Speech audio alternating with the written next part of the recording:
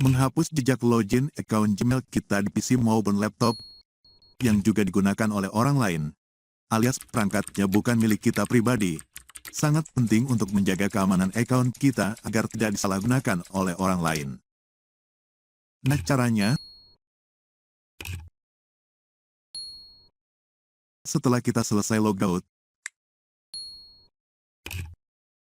jangan lupa cek dulu jejak loginnya.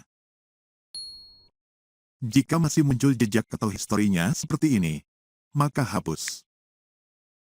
Menghapus di sini bukan berarti akun kita dihabisi hingga menjadi tak ada lagi, tapi menjadi hilang jejak loginnya di perangkat ini. Setelah itu jangan lupa cek juga autosave atau simpan otomatis email dan passwordnya.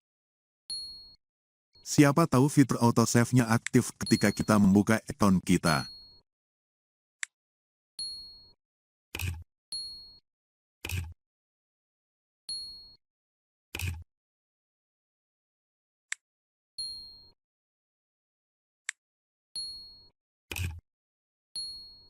Maka jangan lupa itu juga dihapus.